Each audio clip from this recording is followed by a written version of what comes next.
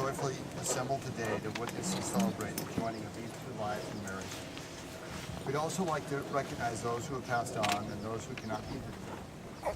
Those who have passed on are Jim's grandparents, Jim Holbrook, Jess Holbrook, Leo McClatchy, and lastly, Jim's uncle, Dave Holbrook. People that cannot be here today are Jim's Aunt Chris, Uncle Mitch, their children, Jess's grandparents, Leonard and Sandra Harriman, Jean and Raymond Bonhouse, her Aunt Ann, Uncles Jeff, Lenny, and Matt. We know they're here in spirit with us. Jim and Jessica have asked us to be with them, to rejoice with them in the making of this important commitment. The essence of this commitment is the taking of another person in his or her entirety as lover, companion, and friend. It is therefore a decision which is not entered into lightly, but rather undertaken with great consideration and respect. Every relationship has a beginning. Jim and Jessica's really began on the first day he mumbled that he loved her.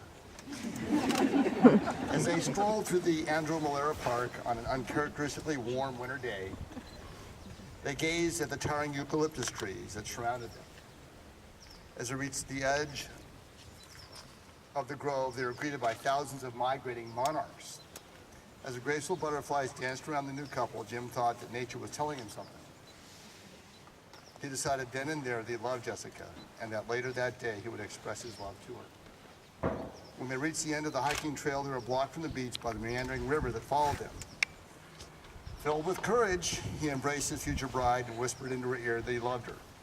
But the sound of the crashing waves in the river prevented her from hearing it. So unfortunately, his declaration went unreciprocated. It made for an interesting ride home to San Francisco.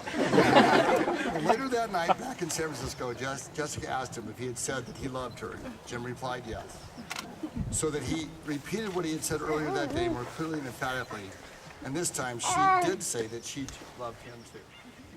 It now seems fitting that they both declare their never-ending devotion and love to one another here amongst the eucalyptus trees that inspired Jim on that.